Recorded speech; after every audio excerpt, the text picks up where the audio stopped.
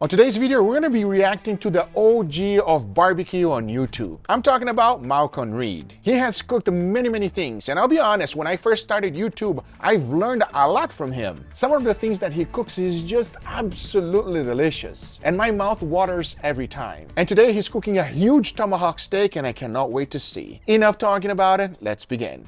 Hey, welcome back to How to Barbecue Right. I'm Malcon Reed. Today we're going to be cooking this tomahawk ribeye. I mean, check this out. 3.5 pounds, prime Angus beef.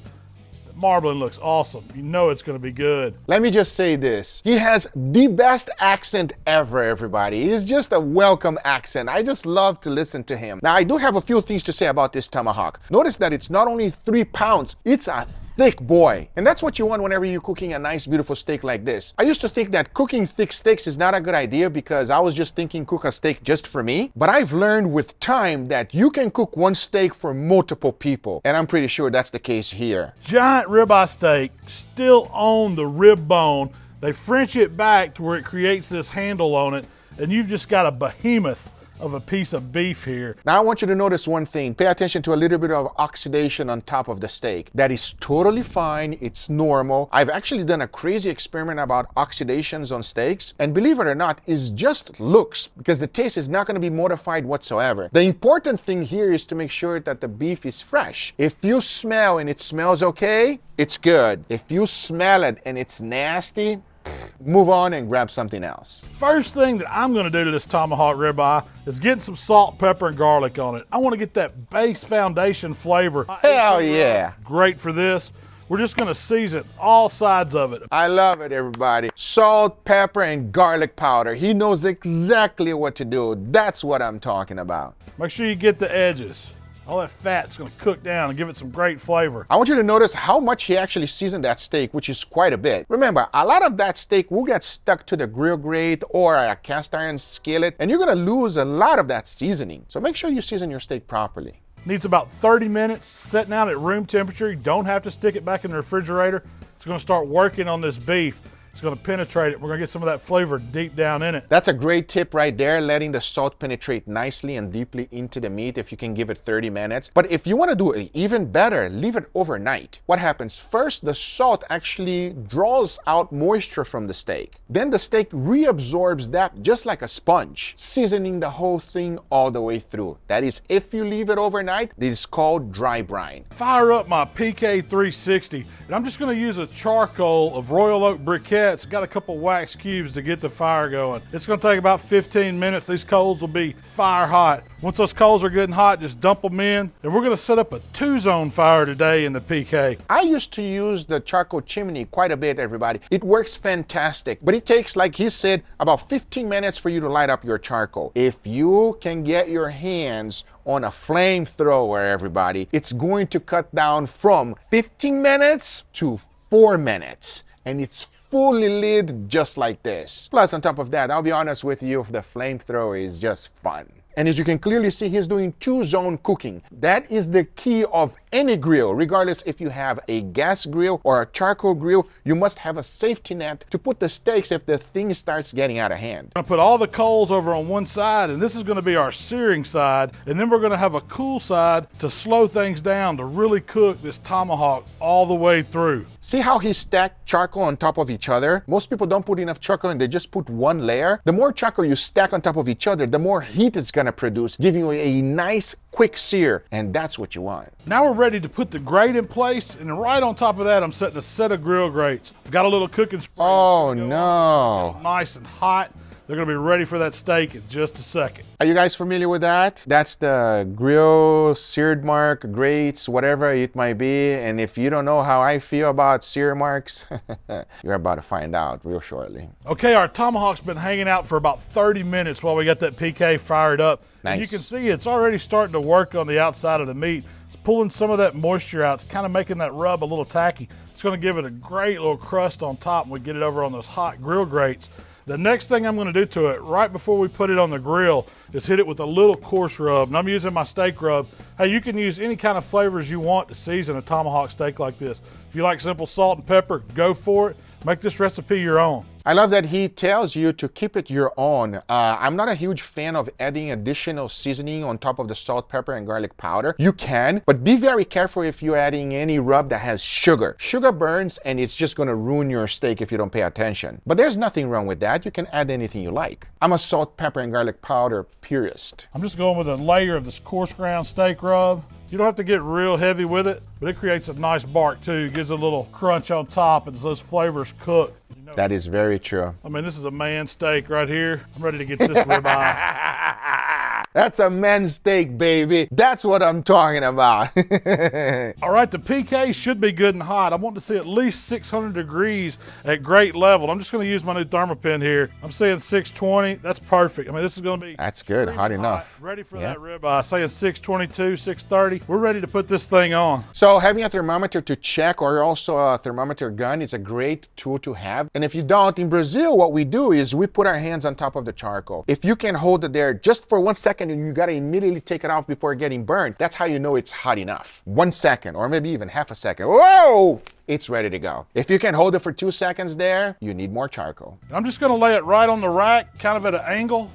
And we're gonna press down, make sure we get some good contact. And then we need to set a timer. We're looking for about 2.5 minutes, and then we're gonna put that twist on it. So let's get the lid closed, get a timer going, and we'll be right back. All right, we're looking at 2.5 minutes. It's time to put a little twist on this tomahawk. I'm just gonna do it like this, ease it up, get it right over on this hot side. And we're gonna mash it right back down. Go ahead and put some gloves on because you know it's gonna be hot. Close it down, set that timer for another 2.5 minutes. He's trying to get those grill marks, everybody. I'm so against this method here because it does look nice and something that you would see on a poster, but in overall flavor and taste is just not my thing. I just much rather a nice golden brown color overall throughout the steak versus pieces of burnt steak, just to make sure that it's pleasing to the eye. All right, we've been a total of 5 minutes. It's time to flip this tomahawk, get the other side marked up a little bit. I'm just gonna grab it. Check that out, that is beautiful. I would like for you to take a closer look at that, everybody. Take a look at that. Do you see the golden brown pieces between the burned grill marks? That is delicious. It's called Maillard reaction. Basically, the sugars are caramelizing and creating the brown thing that we all love. It includes in a lot of things that you cook, like butter, bread. That is delicious. The char from the grill marks does almost nothing but the looks, and it doesn't taste good. And if you overdo it, it's bitter. It's not my thing. Get the lid closed. We're gonna go another 2.5 minutes. All right, we're gonna put another little twist on this side. I mean, take a look at that, everybody. I think it's burnt. It's just burnt. Why is it burnt? Don't burn the steak, man. Press it down, get some good grill contact. Get the lid closed fast. Looking good. All right, so our steak's been seared on all sides now. I'm just gonna take it off and check this out. I mean, it's— Show it to me. Makes me mad, everybody. It makes me mad. Look at it. Look between the burn marks. I mean, no. The steak over on the indirect side. We're just gonna lay it over here, let the bone hang out, that's okay. That's fantastic, he's cooking it in indirect heat. So what I would have done differently is I completely get rid of that grill mark, tool, griddle, whatever you wanna call it, okay? Then instead of having the steak there for 2 minutes and 30 seconds like he said, I would do it for only 30 seconds each, flipping constantly until I get a visual cue of a nice golden brown color that I'm happy with. That will produce a much better tasting steak. I guarantee you, everybody, I promise you, it will be better. Another thing that I would do it differently is I would also sear the fat a little bit. He doesn't have that option with that grill thing, whatever it's called, because if he sears the fat there, it's just gonna completely burn. He knows that. So he's trying to use the indirect heat to render out a little bit of that fat. But if you do the flip method, you are actually able to manipulate the golden brown crust of the fat as well. It's right there, the steak fits right on it. And in our bottom drip pan, I'm gonna start melting some butter. Got a little butter going down. Oh, hell yes! It's butter, thyme, garlic, babe. That's what I'm talking about. Thyme, some rosemary in there. Then I've got about a head of garlic. All that's gonna mix, catch the drippings of this steak. And don't forget, I'm gonna add a little olive oil. I'm using a chef alarm, and I've got a probe that I'm just gonna stick in a thick part of this ribeye. I wanna go right dead center of that, the loin part of the ribeye.